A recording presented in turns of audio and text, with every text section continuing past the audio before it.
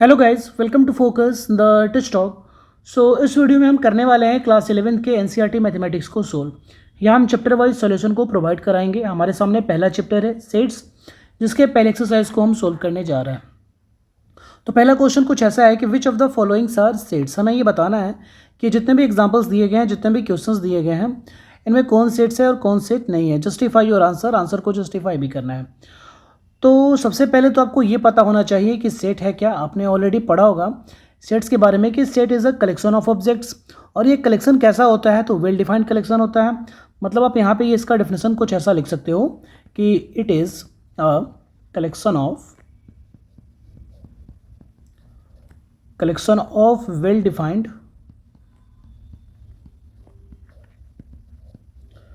Defined objects. ठीक है, और each objects of set is called by elements of it. ठीक है, हम यहाँ पे ऐसा बोलते हैं। तो ये है। अब हमें चेक करना है कि ये जितने भी एग्जांपल्स दिए गए हैं, ये कौन एग्जांपल ऐसा है जो सुटेबल डेफिनेशन के साथ एग्जिस्ट करता है। तो पहला क्वेश्चन पे आते हैं। सबसे पहला क्वेश्चन ये है कि the collection of all the months of a year beginning with the letter J. ठीक है, हमें महीने के उन सारे मंथ्स को कलेक्ट करना है जो लेटर जे से स्टार्ट होता हो। तो आप यहाँ चेक करोगे कि कलेक्ट आप क्या क्या करोगे।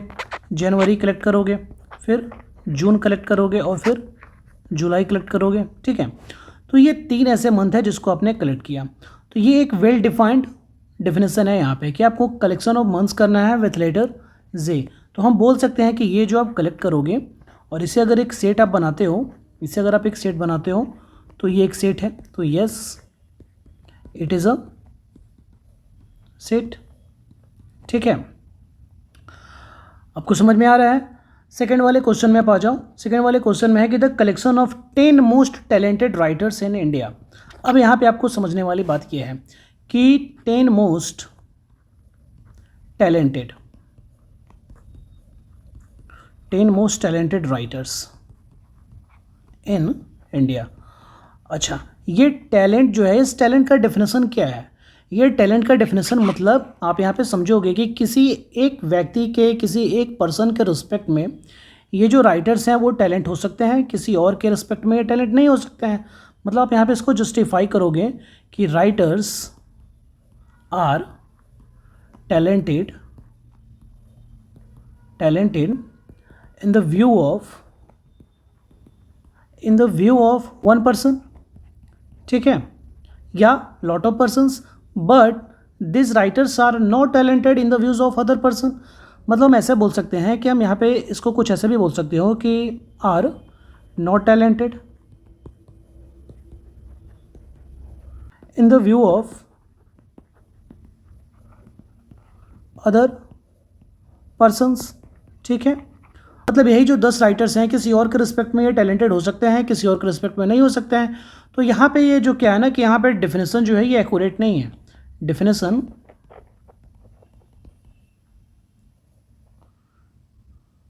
Is not accurate.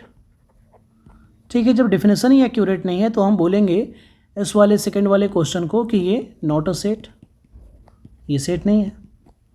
ठीक है, थर्ड वाले क्वेश्चन पे आप आ जाओ।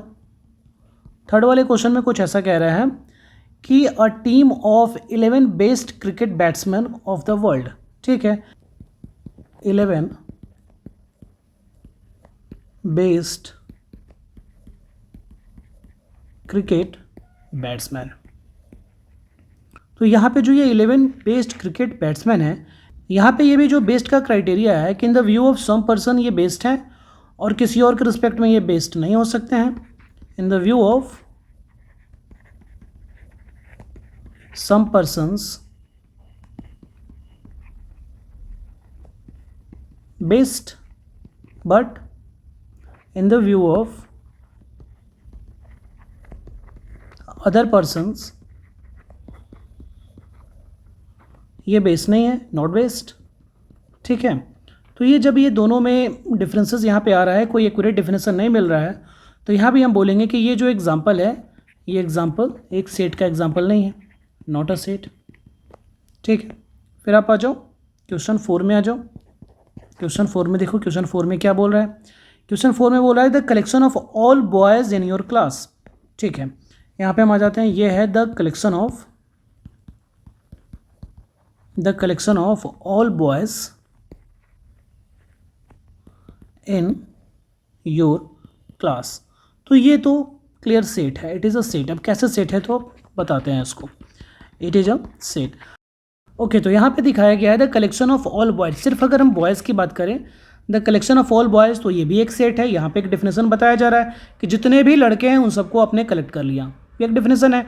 और यहाँ पे एक डेफिनेशन के साथ कुछ और भी अटैच कर दिया गया, the collection of all boys in your class, आपके क्लास में जितने भी बच्चे हैं उनका कलेक्शन। तो ऑफकोर्स ये एक वेल डिफाइंड डेफिनेशन है, वेल डिफाइंड कलेक्शन है। तो हम बोल सकते हैं कि हाँ, ये क्या है, ये एक सेट है। ठीक है, क्वेश्चन 5 पे आ जाओ। क्वेश्चन 5 में क्या बोल रहा है, the collection of all natural numbers less than 100, of course ये भी सेट है। The collection of all natural number less than 100। ठीक है, मतलब ये n equal to natural numbers, और ये 1 2 3 ये सारे के सारे नेचुरल नंबर्स का कलेक्शन आपने किया लेस देन 100 यानी 99 तक। तो ऑफकोर्स ये क्या होगा, ये एक सेट होगा, वेल डिफाइंड कलेक्शन है ये। Yes, it is a set. ठीक है, फिर क्वेश्चन 6 में आ जाओ आप। क्वेश्चन 6 में कुछ ऐसा कह रहा है आपसे कि a collection of novels written by the writer Munshi Premchand, of course. तो यहाँ पे आप 6 में है collection of all novels written by Munshi Premchand. ठीक है, प्रेमचंद। तो मुंशी प्रेमचंद का तो नाम आपने सुना ही होगा, बहुत ही फेमस राइटर्स है, बहुत ही अच्छे राइटर्स हैं, बहुत ही बड़े राइटर्स हैं। तो बहुत सारी नॉवेल्स इन्होंने लिखी है, गोदान है, नमक का दरोगा है, पूस की रात है, कफन है, बहुत सारी है। ठीक है, तो ये सारे नॉवेल ऑफकोर्स एक वेल डिफाइंड कलेक्शन है, तो हम बोलेंगे कि yes it is a set. ठीक, फिर आप आ जाओ अगले वाले क्वेश्चन में 7 में। क्वेश्चन 7 में क्या कह रहा है कि the collection of all even integers, of course ये भी एक सेट ही है, इनफाइनाइट सेट में ही आएगा। The collection of all even integers. तो यहाँ भी जितने भी इवन इंटीजर्स हैं उसके कलेक्शन के बारे में डिस्कस किया जा रहा है। तो एक डिफिनेशन तो दे दिया ना। इवन आपके सामने ये भी रहता कि the collection of all integers, वो भी सेट ही होता है, ये भी एक डिफिनेशन ही है, the collection of all integers. लेकिन वो इंटीजर होना क्या चाहिए, इवन होना चाहिए। तो yes it is a set. मतलब कोई भी कॉन्ट्राडिक्शन, कोई भी कन्फ्यूज़न इस डिफिनेशन में आना नहीं चाहिए, वेल डिफाइंड एकदम होना चाहिए। ठीक, 8वें क्वेश्चन में आ जाओ। 8वां क्वेश्चन आपका कुछ ऐसा है, second last question, the collection of all questions in this chapter, of course ये भी एक सेट है। The collection of all questions in this chapter, इस चैप्टर में एग्जिस्ट करने वाले, इस चैप्टर में मौजूद सारे क्वेश्चंस का कलेक्शन, उसको आप एक जगह कलेक्ट कर सकते हो बिना किसी लाग लपेट के। यानी ये डिफिनेशन भी एकदम ट्रू है, वैलिड है। तो हम बोलेंगे कि yes it is a set. ठीक, आखिरी क्वेश्चन पे आप आ जाओ। आखिरी क्वेश्चन आपका कुछ ऐसा है, पहले नंबर का आखिरी क्वेश्चन, कि a collection of most dangerous animals of the world, a collection of most dangerous animals of the world. Okay, तो इस वर्ल्ड में जितने भी डेंजरस एनिमल हैं उनका कलेक्शन। लेकिन आप एक बात ध्यान से समझो कि ये जो डेंजरस एनिमल है, इस डेंजरस का क्या डेफिनेशन है। क्या ये डेंजर, मतलब ये डेंजरस कैसे होगा। जैसे मान लो मेरे लिए टाइगर, लायन, ये सारे डेंजरस हैं। लेकिन अगर हम एक छोटे बच्चे की बात करें तो एक छोटे बच्चे के लिए तो कोई छोटा सा इंसेक्ट, आंट, वो भी डेंजरस हो सकता है, जबकि मेरे लिए डेंजरस नहीं है। तो हम यहाँ पे बोलेंगे कि ये जो डेफिनेशन है, ये डेफिनेशन एक सूटेबल डेफिनेशन को कैरी नहीं करता है। ठीक है, सूटेबल डेफिनेशन मतलब डेफिनेशन ऑफ सेट को ये कैरी नहीं करता है। तो हम यहाँ पे बोलेंगे कि no it is not a set. ठीक है, तो ये पहला क्वेश्चन तो क्लियर हो गया, आपको ये समझ में आया होगा आई थिंक। ठीक है, अब हम बढ़ते हैं अपने दूसरे क्वेश्चन की तरफ। यहाँ पे हमारे को दिया गया है कि लेट ए इक्वल टू एक सेट दिया गया है 1 2 3 4 5 6 collection of natural numbers from 1 to 6 ऐसा दिया गया है। Insert the appropriate symbol belongs to और does not belongs to in the blank space. Of course काफ़ी आसान है ये जो सिंबल है इसको हम लोग बोलते हैं बिलोंग्स टू, और यहाँ पे ये जो सिंबल है इसे हम बोलते हैं डज नॉट बिलोंग्स टू। ठीक है, मतलब अगर कोई एलिमेंट किसी सेट से बिलोंग करता है, कोई एलिमेंट किसी सेट में मौजूद है, तो आप ये लिखोगे कि that element belongs to that set. और यहाँ पे अगर कोई एलिमेंट अगर किसी सेट से बिलोंग नहीं करता है, वहाँ मौजूद नहीं है, तो वहाँ पे इस सिंबल का हम यूज़ करेंगे। तो बड़ा ही आसान है। पहले वाले क्वेश्चन में आप देखोगे ये 5 और ए के बीच में क्या रिलेशन है। आप चेक करोगे कि 5 जो एलिमेंट है क्या वो ए सेट में मौजूद है। आपके सामने ए सेट है क्या, ए सेट है यहाँ पे 1 2 3 4 5 6, तो ऑफकोर्स यहाँ पे 5 देख रहे हो मौजूद है, तो आप यहाँ लिख लोगे 5 belongs to A. Second question में आप आ जाओ, सेकेंड में है 8 के बारे में, तो क्या यहाँ पे 8 मौजूद है, नहीं, तो 8 does not belongs to A. Third question में आप आ जाओ, थर्ड क्वेश्चन 0 के बारे में पूछ रहा है कि 0 ए में मौजूद है क्या, तो ऑफकोर्स ये भी मौजूद नहीं है, 0 does not belongs to A. Question 4 में आप आ जाओ, क्वेश्चन 4 के बारे में 4 से पूछा कि 4 ए में मौजूद है क्या, तो यहाँ मौजूद है, तो 4 बिलोंग्स टू ए आ गया। क्वेश्चन 5 में आप आ जाओ, 5 में पूछ रहा है कि 2 और ए के बीच में रिलेशन पूछ रहा है, तो 2 ए में मौजूद है क्या, तो ऑफकोर्स 2 बिलोंग्स टू ए। और यहाँ पे क्वेश्चन 6 में आप आ जाओ, 10 के बारे में पूछ रहा है, 10 यहाँ पे मौजूद है क्या, नहीं, तो 10 डज नॉट बिलोंग्स टू ए। ये तो काफ़ी सिंपल था, आसान था। ठीक है, तो ये सिंबल को आप याद रखो, ये बिलोंग्स टू और ये डज नॉट बिलोंग्स टू। आसान क्वेश्चन था। चलते हैं क्वेश्चन 3 पे। क्वेश्चन 3 में दिया गया है कि write the following sets in roster form. अच्छा, आपको याद होना चाहिए कि सेट को जब हम रिप्रेजेंट करते हैं, representation of set,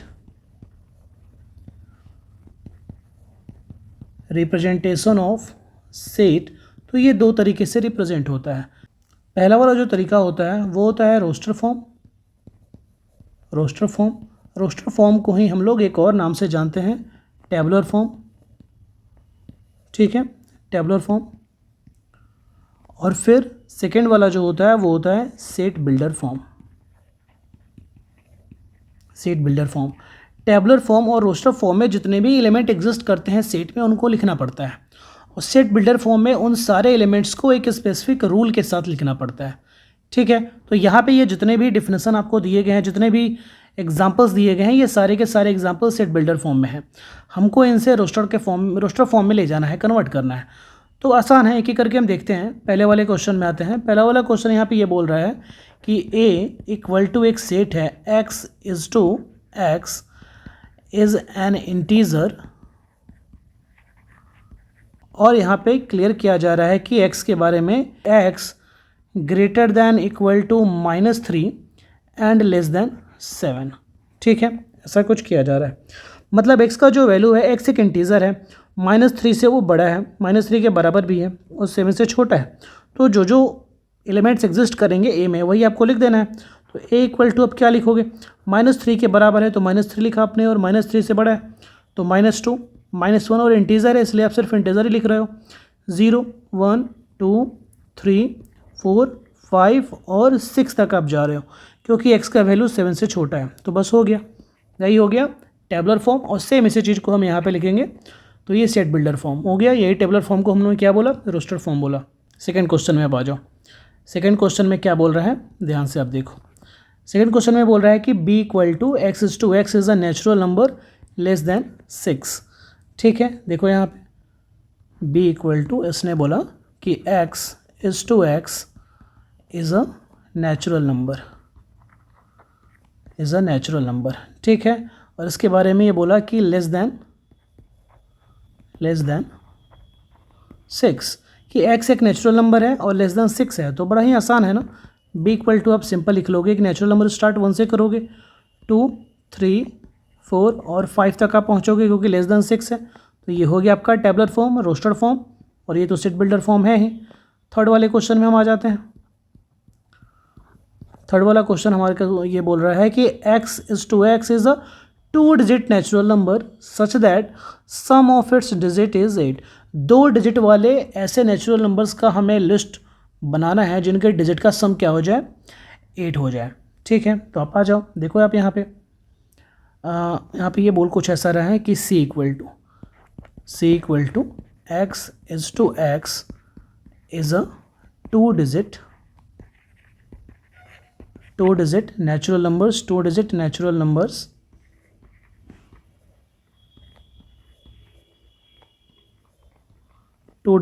numbers such that the sum of its digit is 8, such that the sum of its digit is 8। तो हमें ऐसे नेचुरल नंबर्स का लिस्ट रेडी करना है 2 डिजिट वाले जिनके डिजिट का सम 8 हो। तो क्या क्या आप रेडी करोगे, आप स्टार्ट करो ना। आप सबसे पहले क्या लिखोगे, आप 17 लिखोगे, फिर उसके बाद आप 26 लिखोगे, फिर उसके बाद 35 लिखोगे, फिर 44 लिखोगे, फिर उसके बाद आप 53 लिखोगे, फिर 62 लिखोगे, फिर आप 71 लिखोगे, फिर 80 लिखोगे। बस हो गया, इतना ही ना। यानी हम यहाँ पे बोल सकते हैं c इक्वल टू 17, 26, 35, 44, 53, 62, 71 और 80। आप चेक कर लो इसमें कुछ छूट तो नहीं रहा है, नहीं कुछ तो नहीं छूट रहा है, तो ये हमारा आंसर हो गया। ठीक है, आप यहाँ पे आ जाओ, क्वेश्चन 4 में आप आ जाओ। क्वेश्चन 4 में देखो आपको क्या डेफिनेशन दिया गया है। क्वेश्चन 4 में बोल रहा है कि डी एक सेट है और x is to x is a prime number which is divisor of 60। मतलब 60 के को डिवाइड करने वाले जितने भी प्राइम नंबर है उनका आपको लिस्ट रेडी करना है। डिविज़र का मतलब फैक्टर। देखो आप यहाँ पे d इक्वल टू आपको बोला x is to x is a prime number which is a factor of 60 which is divisor of 60। ठीक है, विच इज़ डिविज़र ऑफ 60। तो देखो 60 को डिवाइड करने वाले तो बहुत सारे नंबर हैं, हमें उन नंबर्स में से प्राइम नंबर को ढूंढना है। तो सबसे पहले तो 60 को 2 डिवाइड करेगा, 3 डिवाइड करेगा और 5 डिवाइड करेगा। इसके अलावा और 60 को कौन कौन डिवाइड करेगा। अब वैसे चेक भी करोगे, 60 का प्राइम फैक्टराइजेशन करोगे तो 60 का प्राइम फैक्टराइजेशन क्या आएगा, 60 का प्राइम फैक्टराइजेशन आएगा 2 इंटू 2 इंटू 3 इंटू 5, यानी 2 स्क्वायर इंटू 3 इंटू 5। यानी इसके इंडिविजुअल जितने भी प्राइम फैक्टर हैं वो क्या है, 2, 3, 5 ही है। तो यही हमारा आंसर है। ठीक है, फिर आप आ जाओ क्वेश्चन 5 में। देखो क्वेश्चन 5 में बोल क्या रहा है कि ई एक सेट है, the set of all letters in the word trigonometry. बहुत अच्छा। देखो आप यहाँ पे ई के बारे में ये बोल रहा है कि ई एक सेट है, the set of all letters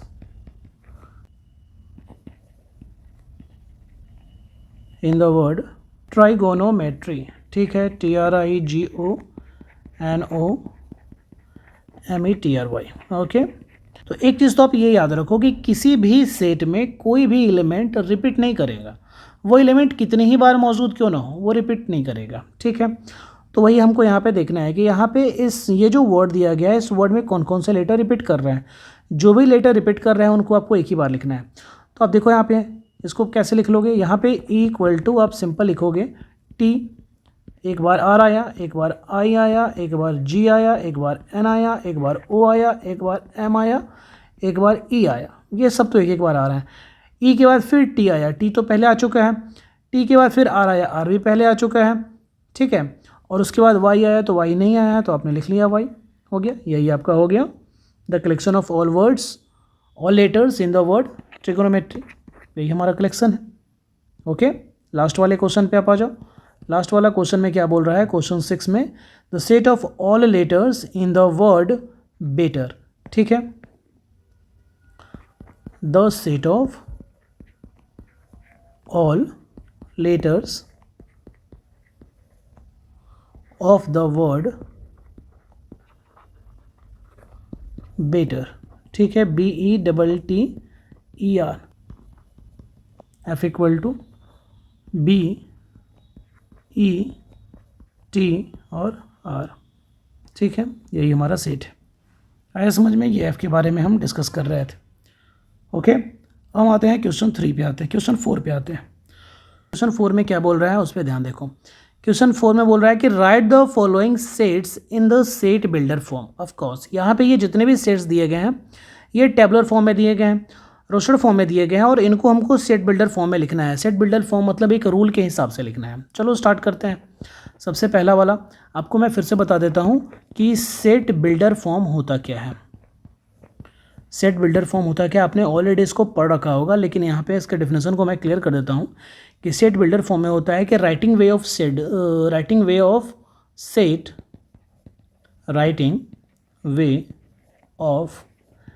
any set with a rule. ठीक है, मतलब सेट बिल्डर फॉर्म एक तरीका है सेट को लिखने का with a rule. With a rule मतलब विथ अ डेफिनेट रूल। ठीक है, ये ज़रूर क्लियर रखो आप, विथ अ डेफिनेट रूल। ठीक है, तो देखो सबसे पहला वाला जो सेट दिया गया है इसको हम लोग मान लेते हैं ए। यहाँ पे ए इक्वल टू दिया गया है 3, 6, 9 और 12। तो ये 3, 6, 9 और 12 ये है क्या?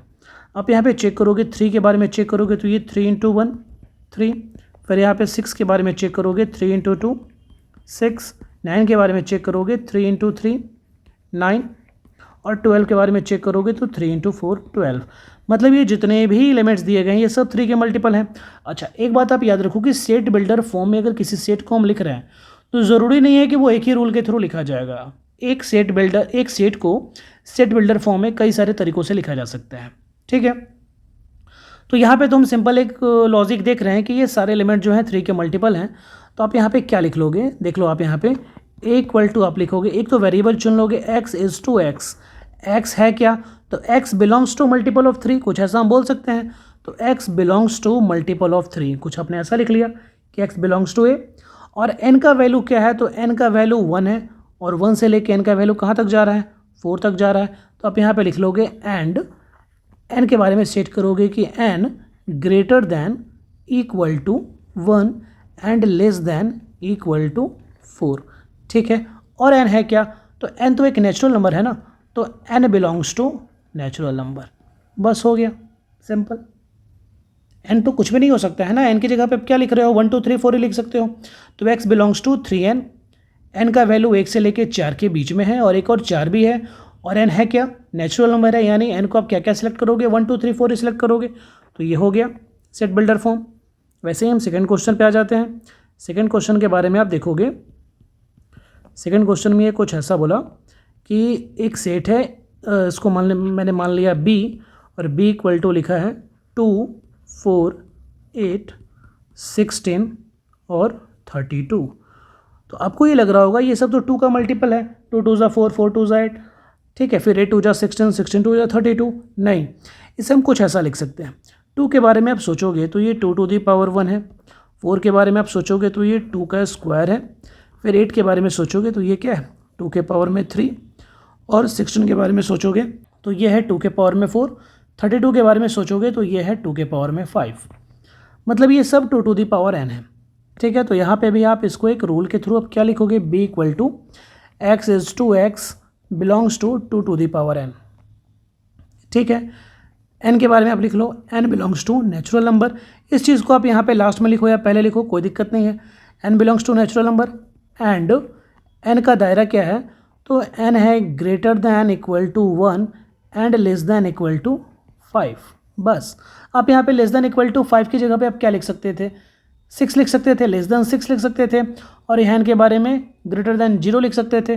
तो ये जो तरीका है ना, ये जो तरीका हमने लिखा, इस तरीके को अगर आप यहाँ पे ऐसा लिख लो कि n greater then 0 less than 6 तो भी चलेगा। बताया समझ में? क्योंकि ये दोनों सेम ही कहानी कह रहा है।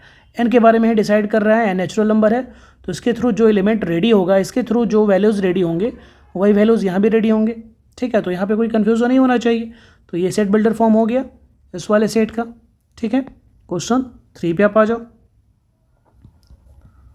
क्वेश्चन 3 में हम मान लेते हैं कि एक सेट है C, और C के बारे में क्लियर किया जा रहा है कि ये 5 है, 25 है, 125 है, 625 है, बिल्कुल ऐसा ही है जैसा ये है। तो आप यहाँ पे चेक करोगे सी के बारे में यहाँ पे लिखा जा रहा है ये 5 है, 25 है, 125 है और 625 है। तो यहाँ भी हम इसको क्या लिख लेंगे, C equal to x is to x belongs to 5 to the power N, N belongs to natural number और एन क्या है कि एन ग्रेटर दैन 0 और लेस दैन 5 का पावर 4 करने पे 625 आ रहा है ना, तो लेस दैन 5 हो गया। यही हमारा हो गया। क्वेश्चन 4 में आप आ जाओ। क्वेश्चन 4 में देखो, क्वेश्चन 4 के लिए हमने मान लिया डी एक सेट है और डी सेट के जो एलिमेंट है वो हमने लिख लिया 2 4 6, ठीक है। ये है 2 4 6 और ये फिर डॉट डॉट मतलब इनफाइनाइट, मतलब ये जो सेट है इसको हम लोग इनफाइनाइट सेट बोलेंगे। इनफाइनाइट सेट इसलिए बोलेंगे क्योंकि इसमें लिमिटेड एलिमेंट मौजूद है और इसमें लिमिटेड एलिमेंट मौजूद है उसको हम फाइनाइट सेट बोलेंगे, ठीक है। तो यहाँ पे जितने भी एलिमेंट्स आपको दिखाई दे रहे हैं बस यही आप चेक करो 2 4 6, तो आगे क्या आएगा, आगे आपको 8 आएगा, फिर 10 आएगा, कुछ ऐसा तो चला जाएगा। मतलब ये सब 2 के मल्टीपल आने वाले हैं, 2 के मल्टीपल यानी 2n आने वाले हैं, 2 टू दी पावर n है, तो इसमें कुछ कुछ मिलेगा ना। लेकिन बाकी सारे एलिमेंट्स का रिलेशन आप चेक करोगे, जैसे 4 जो है 2 का पावर n भी है और 2 का मल्टीपल भी है। 6 जो है वो सिर्फ 2 का मल्टीपल है, 2 टू दी पावर n तो नहीं है, जहाँ पे n अगर नेचुरल नंबर को बिलोंग करता है तो ये सारे के सारे एलिमेंट्स जो दिख रहे हैं ये सब 2 के मल्टीपल दिख रहे हैं। यानी हम यहाँ पे इसको अगर लिखना चाहें सेट बिल्डर फॉर्म में तो d इक्वल टू हम चुपचाप कुछ ऐसा लिखेंगे x इज टू x और x बिलोंग्स टू ये 2 के मल्टीपल है 2n, ठीक है। और n क्या है, तो n belongs to natural number, n सिर्फ नेचुरल नंबर है। n का दायरा क्या है, तो n का कोई दायरा नहीं है, इनफाइनाइट तक जाएगा ना। स्टार्ट कहाँ से होगा, 1 से ही स्टार्ट होगा। तो बस यहीं तक हम छोड़ दोगे, यहीं तक आप छोड़ दोगे तो ये क्लियर हो जाएगा, ये आपका हो गया। इस ई को हमने मान लिया, यहाँ पे ये दिया गया है 1 4 9 और ये 100। तो आप चेक करोगे ये कुछ ऐसा नहीं है क्या, आप यहाँ पे चेक करोगे ये 1 है, ये 2 का स्क्वायर है, इसे आप 1 का स्क्वायर समझ लो, ये 3 का स्क्वायर है और ये करते करते कहाँ तक जा रहा है, तो 10 स्क्वायर तक जा रहा है। तो ये सारे नेचुरल नंबर के स्क्वायर नहीं है क्या। तो जब ये नेचुरल नंबर के स्क्वायर हैं और इनको मुझे सेट बिल्डर फॉर्म में लिखना है तो ई इक्वल टू मैं लिखूँगा x is to x belongs to what N square. x जो है एन स्क्वायर को बिलोंग करता है और n क्या है, तो n belongs to natural number. और फिर आप n के बारे में सेट करोगे कि n क्या है, तो n greater than equal to 1 है और लेस दैन इक्वल टू 10 करो या लेस दैन 11 कर दो चलेगा, ये भी सही है। बुझाया बात, ठीक है। तो ये भी हमने पांचों क्वेश्चन को यहाँ पे कर लिया, पांचों क्वेश्चन को कर लिया क्लियर। अब हम आते हैं अपने क्वेश्चन नंबर 5 में। क्वेश्चन नंबर 5 में आप देखोगे यहाँ पे दिया गया है कि list all the elements of the following sets. यहाँ पे जितने भी सेट्स दिए गए हैं इन सारे सेट्स के एलिमेंट को आपको लिखना है। तो पहले वाले क्वेश्चन में आप आ जाओ। पहले क्वेश्चन से हमको क्या बोल रहा है कि a equal to x is to x is an odd natural number, कि x जो है एक ऑड नेचुरल नंबर है और कहाँ तक है कोई नहीं पता, तो आप यहाँ पे सिंपल इसको लिख लोगे a इक्वल टू 1 3 5 7 और ये बढ़ते चला जाएगा। ये हो गया पहले वाले का आंसर, ठीक है। सेकंड वाले में आप आ जाओ। सेकंड वाले में आपको बोल रहा है कि b इक्वल टू, आपको यहाँ पे समझाया गया x is to x is an integer. x एक इंटीजर है जो किसके किसके बीच है, -1/2 और 9/2 के बीच है। मतलब आप यहाँ पे एक नंबर लाइन सेट कर लो, तो यहाँ पे आप सेट कर लो -1/2 और यहाँ पे सेट कर लो 9/2। तो 9/2 का मतलब क्या, 9/2 का मतलब है 4.5, मतलब इसके पीछे क्या आएगा, 4 आएगा, ठीक है। और -1/2 का मतलब यहाँ पे क्या आना चाहिए, यहाँ -1 और इधर क्या आना चाहिए, 0। 0 और -1 के बीच में ही आना चाहिए। यानी जो इंटीजर हमें दिख रहा है वो दिख रहा है 0 से स्टार्ट होता हुआ और कहाँ तक पहुँचता हुआ, 4 तक पहुँचता हुआ। इसी के बीच के सारे इंटीजर को हमें लिखना है। तो अब क्या लिखोगे, 0 1 2 और 3 और 4 भी आएगा, ठीक है। थर्ड क्वेश्चन पे आप आ जाओ। थर्ड क्वेश्चन में आपको क्लियर कर रहा है कि c equal to x is to x is an integer. x एक इंटीजर है और ऐसा इंटीजर है कि x square less than equal to 4, ठीक है। तो x square less than equal to 4। जैसे आप -2 का स्क्वायर करोगे तो -2 का स्क्वायर क्या मिलेगा, 4 ही मिलेगा। -1 का स्क्वायर करोगे क्या मिलेगा, 1 मिलेगा। 0 का स्क्वायर मतलब 0 ही मिलेगा, ठीक है। फिर वैसे ही 1 का स्क्वायर क्या मिलेगा, 1 और 2 का स्क्वायर क्या मिलेगा, 4। तो हमें ऐसे इंटीजर्स को सिलेक्ट करना है जिनका स्क्वायर करने पे वो 4 से छोटा है या 4 के बराबर है। तो वो तो यही है ना, यही सारे इंटीजर है ना।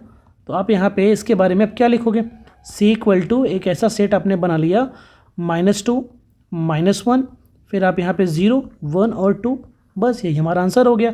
अब -3 का स्क्वायर करोगे तो क्या मिलेगा, 9 मिलेगा, यानी हम इसको तो सिलेक्ट नहीं कर सकते हैं और 2 के बाद तो ऑफकोर्स सिलेक्ट नहीं करेंगे। ठीक है, तो ये आपको समझ में आ गया होगा। ठीक, फिर आप आ जाओ क्वेश्चन 4 पे आ जाओ। क्वेश्चन 4 में आपको क्या बोला गया कि d equal to x is a letter in the word loyal, of course. तो यहाँ पे d इक्वल टू कुछ देर पहले ही हमने क्लियर किया है कि सेट्स में जो भी एलिमेंट हैं वो रिपीट नहीं करेंगे, तो आप यहाँ लिख लो L है, O है, फिर Y आएगा, फिर A आएगा और L तो रिपीट नहीं करेगा, तो ये सारे एलिमेंट हो गए। ठीक है, फिर आप आ जाओ क्वेश्चन 5 में। आप आ जाओ क्वेश्चन 5 में आपको बोल रहा है E के बारे में कि x is a month of a year not having 31 days.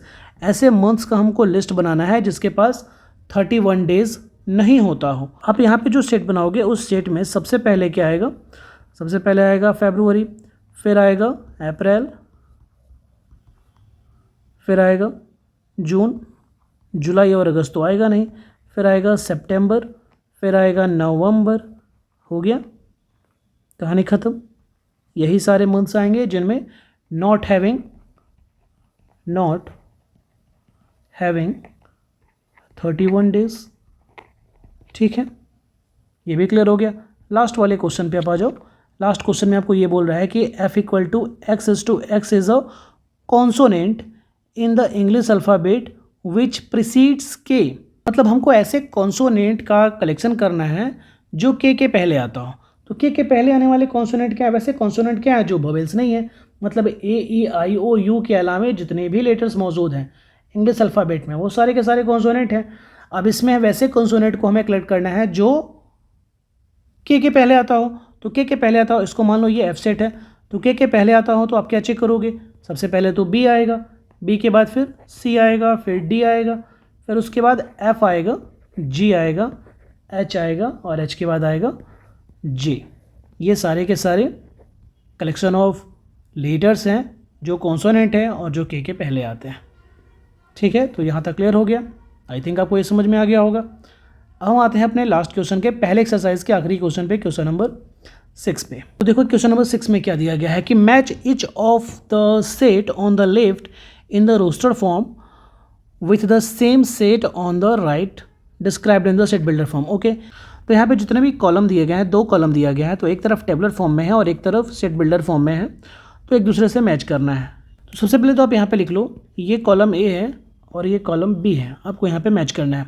तो मैच करने के लिए यहाँ पे सबसे पहले में यहाँ पे है ये 1 2 3 और 6।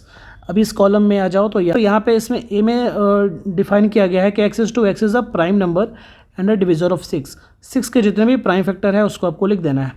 तो ए में आप क्या लिखोगे, आप यहाँ पे 2 और 3, ये कुछ ऐसा। फिर यहाँ सेकेंड वाले में आ जाओ। सेकेंड वाले में आपको यहाँ पे टेबलर फॉर्म में लिखा है 2 3। यहाँ पे बी में आ जाओ। यहाँ पे बी में है कि x is N odd natural number less then 10। Odd natural number होना चाहिए और 10 से छोटा होना चाहिए, यानी 1 3 5 7 और 9। ये आपने यहाँ लिख लिया। थर्ड वाले में आप आ जाओ। थर्ड वाले में देखो यहाँ पे कुछ लेटर्स का कलेक्शन दिया गया है, M A T H E I C और S। मैथमेटिक्स जो वर्ड होता है उसके लेटर का कलेक्शन दिया गया है। यहाँ पे सी में आ जाओ। यहाँ पे सी में बोल रहा है कि x is a natural number and a divisor of 6। x एक नेचुरल नंबर है और 6 का डिविज़र भी है, यानी 1 2 3 और 6 ये सारे के सारे नंबर जो हैं नेचुरल नंबर भी हैं और 6 के डिविज़र भी हैं। ये आपने ऐसा लिख लिया। फिर आप यहाँ पे आ जाओ 4 में। 4 में आपको यहाँ पे समझाया गया कि यहाँ पे कलेक्शन है 1 3 5 7 और 9। ये ऑड नेचुरल नंबर है और लेस देन 6 है।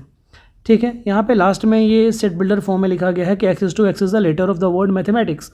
ये आप लिख लो। आप यहाँ पे डी में मैथमेटिक्स वर्ड के जितने भी लेटर हैं उनको कलेक्ट कर लो आप, और रिपीट नहीं होना चाहिए। तो क्या आएगा, M आएगा, A आएगा, T आएगा, H आएगा, E आएगा, फिर M तो आएगा नहीं, M के बाद फिर A भी नहीं आएगा, A के बाद फिर T भी नहीं आएगा, फिर आएगा I, फिर आएगा C और फिर आएगा S। कुछ ऐसा आएगा। तो इसी को मैच कर देना है। तो ये तो आसान ही है ना, अब चेक करो, मैच करो। ये 1 2 3 6 और 1 2 3 6 यहाँ मैच हुआ, 2 3 ये इधर मैच हुआ, ठीक है, फिर ये लास्ट वाला इधर मैच हुआ और ये यहाँ पे इधर मैच हुआ। यानी हम यहाँ पे जो मैच हमने कराया वो 1 जो है 1 किससे मैच हुआ, सी से, ठीक है, फिर 2 जो है वो किससे मैच हुआ, तो 2 मैच हुआ ए से, ठीक है, फिर आप यहाँ पे चेक करोगे थर्ड जो है, थर्ड किससे मैच हुआ, तो वो मैच हुआ डी से, और आप यहाँ पे फोर्थ के बारे में चेक करोगे तो फोर्थ किससे मैच हुआ, बी से मैच हुआ। तो ये था पहले एक्सरसाइज का सॉल्यूशन। आई होप आपको ये समझ में आ गया होगा। किसी भी तरीके का कोई भी कन्फ्यूज़न हो तो आप कमेंट ज़रूर करें। मिलते हैं अगले वीडियो में। Thank you.